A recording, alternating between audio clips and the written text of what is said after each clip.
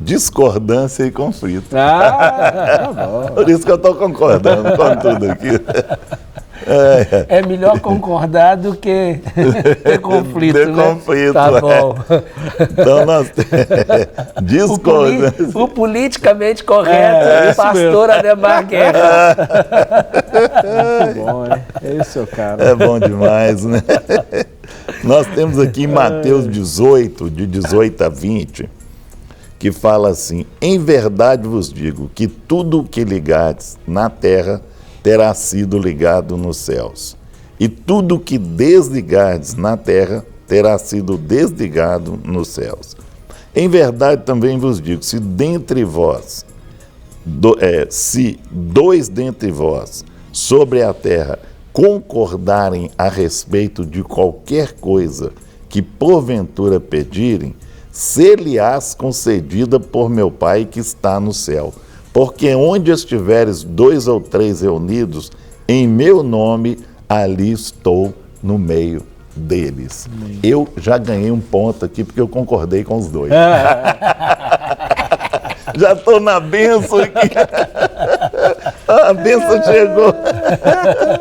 A bênção 2 ou 3. Esse garoto é esperto, não é? Tá espertinho, muito A espertinho. bênção chegou forte. Ai, Jesus. Olha, conflitos sempre surgem em uma organização, por menor que ela seja, pois são consequências naturais dos relacionamentos. As pessoas discordam porque possuem ponto de vista e prioridades diferentes. Jesus ensinou a respeito dos conflitos nas organizações quando alguém claramente faz algo errado. E como nesse processo os líderes podem usar a autoridade dada por Jesus a estes líderes na igreja. Então nós vamos depois definir aqui a questão, qual o processo que os líderes podem usar de autoridade dada, aqui está bem claro, dada por Jesus. Não é, Rogerinho? Está bem explícito aqui, né? Com certeza. Nós temos aqui... E é muito interessante, Guerra, que nós estamos hoje para falar sobre conflitos, mas nós vamos falar sobre conflitos a respeito de um ponto básico que é a concordância. Sim. Nós temos esse texto ele é um texto muito interessante e daria realmente para falar a respeito de muitas coisas a respeito desse texto. A primeira coisa que eu quero ressaltar nesse texto é a autoridade que o Senhor Jesus nos dá de que quando nós estabelecemos alguma coisa aqui, ou quando nós concordamos com alguma coisa aqui, Sim. isso vai haver uma concordância no céu. Isso nos dá uma visão muito ampla Sim. de unidade e concordância. Com E certeza. aí eu quero abrir um parênteses em uma coisa que você falou. Os conflitos, eles vão aparecer, né? Sim. Sempre que houver opiniões diferentes ou prioridades diferentes. Sim, Muitas com certeza. vezes a opinião pode ser a mesma, mas a ordem de prioridade pode não ser a mesma. Agora, nem as opiniões diferentes e nem a ordem das prioridades podem evitar ou devem evitar a unidade e a concordância. Sim. E é exatamente nesse ponto que eu queria ressaltar. Manter a unidade não significa manter a unicidade. E é exatamente esse o tendão de Aquiles que nós temos quando nós tratamos da questão da unidade. Eu estar em unidade com Guerra ou estar em unidade com o Rogério não significa que eu tenha que pensar em todas as coisas como ele. O que eu preciso é pensar naquele momento com a mesma visão da prioridade e como resolver o conflito, tendo aquele conflito com prioridade. É isso que muitas vezes falta a nós. Por quê? Por uma questão de prioridade, eu acabo querendo que o meu conflito seja resolvido primeiro, porque eu estou valorizando mais o meu ponto de vista. Então, isso esbarra, né, e quebra a unidade. E o Senhor diz desse poder que existe exatamente nessa questão da unidade. Qual é o poder que existe nessa visão da unidade? O poder da autoridade que nós temos para estabelecer aqui e saber que em unidade estabelecemos aqui, vai ser estabelecido no céu. Amém. Então, quando nós operamos nesse nível de unidade, Deus opera conosco. E é isso que Jesus diz, que o texto é tremendo quando ele fala: onde houver 2 ou 3 reunidos em meu nome, ali eu estou. Agora, para um pouquinho e presta atenção. O que é estar reunido em nome do Senhor? O que é estar reunido em nome do Senhor? Será que é só no momento de um culto? Não. Estar reunido em nome do Senhor é quando nós estamos reunidos e a nossa prioridade são as prioridades do reino. Não é mais a prioridade do Guerra, não é mais a prioridade do Rogerinho ou a prioridade do Rogério, mas a prioridade do Guerra, do reino. Do reino. É a prioridade do reino. Então, quando nós estamos reunidos em nome do Senhor, a nossa prioridade, ela se esvai e prevalece a prioridade do reino. E quando há uma prioridade do reino, com certeza o rei está empenhado em estabelecê-la. Exatamente. Não é? Olha só, nós temos aqui uma participação, DDD 22, do interior do Rio de Janeiro, diz assim, ó: eu desde a infância tive uma vida muito conturbada e até hoje sofro. Tenho 52 anos, fui muito amarga para os de casa, mas recebia elogios dos de fora. Acabei infeliz no casamento, enfim, tenho depressão. Me trato, mas sofro. Se não tomar remédios, até hoje, não me sinto feliz. Sou separada e ele quer só me usar. Tenho que tomar uma posição, mas não tenho força. Tenho vontade de ir na clínica da alma, mas me sinto sem forças. Totalmente deprimida e estou confusa. Ela não deu o nome aqui, né? Ela não deu o seu nome, mas olha só, minha irmã, é verdade que existem várias situações que precisam ser tratadas na sua vida, né? E eu quero te incentivar a você se esforçar, né, para você poder estar conosco. Eu percebo que você é de uma cidade do Rio de Janeiro, interior, né? Mas olha, vale o seu esforço, vale o seu investimento para estar conosco, né? Nós tivemos aí no Rio de Janeiro do dia 1º até o dia 4 e fizemos aí uma escola intensiva. Seria tão bom se você pudesse ter estado conosco, mas independente disso, você pode agendar e vir a Belo Horizonte, né, para você poder participar de um processo, de um atendimento, de ser assim atendido individualmente. Nós estamos fazendo aí um recesso, esse período de Natal, de Ano Novo, né, então, mas retomamos já no início de janeiro.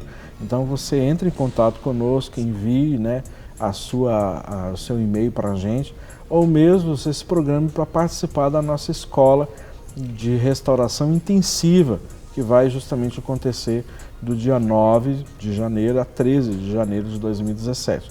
Que vai ser um tempo assim bem intenso de ministrações. Eu tenho plena convicção que muita coisa aqui relacionada à sua infância, muita coisa relacionada aí, sabe, a feridas na sua alma que aconteceram, que te tornaram amarga, né, e que te levaram a estar vivendo essa realidade de depressão e não sendo feliz, não é só no casamento, normalmente gera uma infelicidade geral, né, na vida da pessoa, e nada que ela faça gera satisfação, nada onde ela estiver gera satisfação também por conta disso, né? Então, sabe, nós estamos à disposição para te ajudar.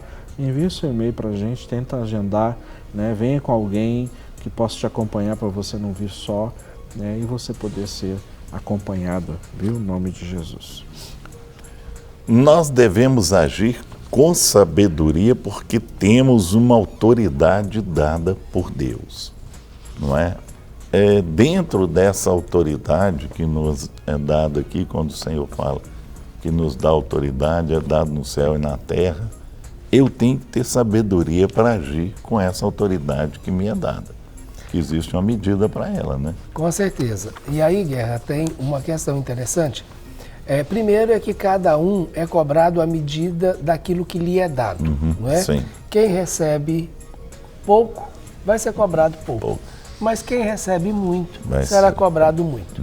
E é muito interessante a gente ter uma ideia do que representa ter essa autoridade dada por Cristo. É uma autoridade que realmente nos coloca em uma posição privilegiada, porque é muito. A autoridade que Jesus nos dá é uma autoridade que o mundo não pode dar, porque ele conquistou essa autoridade. Então ele tem essa autoridade por direito, né, de geração, porque ele criou e estabeleceu todas as coisas que foram feitas nele, por ele e para ele. Então ele já tem esse nível de autoridade por ser quem ele é, né? Por ser o Filho de Deus, o Deus. Então, e tem também um outro nível de autoridade, que é a autoridade que ele adquiriu quando ele abriu mão de toda a glória e autoridade e se submeteu para conquistar uma outra autoridade. Então ele tem uma autoridade que é delegada e uma autoridade que é conquistada. E é exatamente nesses dois níveis de autoridade que ele coloca a igreja. Então ele nos coloca exatamente diante desses dois níveis de autoridade. Uma autoridade que é delegada por ele, uma outra que é a autoridade que nós passamos a ter, que é a autoridade conquistada. E essa autoridade conquistada, ela tem que caminhar alinhada com a sabedoria. Porque se não houver sabedoria, perdemos esse nível de autoridade. Então, é extremamente importante a gente entender isso, né? Vamos usar a autoridade, inclusive, para resolver conflitos, para sermos mediadores, para sermos embaixadores, como o próprio Paulo diz que nós somos embaixadores de Cristo. Olha, se nós somos embaixadores de Cristo e ele é o príncipe da paz, qual é o reino que você está sendo embaixador? O reino da paz. Então, a responsabilidade de trazer a paz, a responsabilidade de estar mediando conflitos, a sabedoria necessária para usar essa autoridade para estabelecer o reino dele, que é um reino de paz. Então, nós precisamos considerar isso. Podemos usar de forma indevida essa autoridade? Podemos, e a gente tem visto isso muitas vezes, infelizmente, né? Em determinados momentos, pessoas liberando palavras de peso, de maldição, em nome de Jesus. Amém. Mas não é esse o nosso propósito. Sim. Né? Nós temos aqui a participação do DDD 77, e diz assim: bom dia, pastores, me encontro afastada da igreja. Orem por mim, eu sou da Igreja Batista Renovada, G12. Questiono alguns atos devido ser criada dentro de uma igreja batista mais tradicional. Ore pela minha filha que está abrindo um comércio, que é um salão de beleza, e também pela vida espiritual. Ok, nós vamos orar sim. Agora,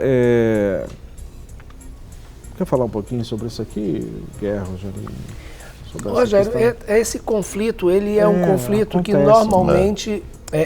hoje não é tão evidente como já foi há uns 10 anos atrás, né? Quando o movimento veio e veio com mais força. Até mais tempo, uns 15 anos atrás. 2001, né? mais ou menos. Quando o movimento realmente veio e veio com muita força e houveram muitas oposições, né? Principalmente a algumas práticas que não só o G12, mas a própria estrutura da visão celular trouxe, né, como um todo. E entre essas coisas, a questão do encontro, atos atos proféticos e principalmente a visão do sacerdote individual, Sim. que, na minha opinião, foi um dos maiores ganhos do movimento celular. Foi. Né? A restauração dessa visão do sacerdócio pessoal, não apenas quebrando aquela coisa do ministro e sacerdote com o povo que ficava aqui. Então trouxe todo mundo, né, para o mesmo nível. Aí tem muito a ver com aquilo que a gente está falando agora. Todo mundo está no mesmo nível, mas todo mundo tem autoridade ao mesmo tempo que tem que ter responsabilidade para usar essa autoridade. E entendendo a função que cada um que exerce. cada um exerce. Respeitar dentro da sua... Então, eu penso que esse tema vale até a pena a gente estar considerando mesmo, porque tem tudo a ver com aquilo que a gente está falando. Agora, vale a pena você avaliar as coisas não pelo prisma das suas experiências somente do passado. Não é? Aí você porque aí é a unção de ontem, o maná de ontem. Não tem nada a ver com isso. Não é? Então, hoje, você está vivendo uma outra realidade. O maná de hoje é o de hoje. A unção para hoje, ela é liberada hoje. E aí, comece a estabelecer cada vez mais pontes para viver o futuro que Deus tem para você e o alvo aonde o Senhor quer que você chegue. Para receber todas as novidades do canal, inscreva-se. E se curtir o vídeo, clique em gostei. Aproveite para acompanhar a Rede Super nas redes sociais.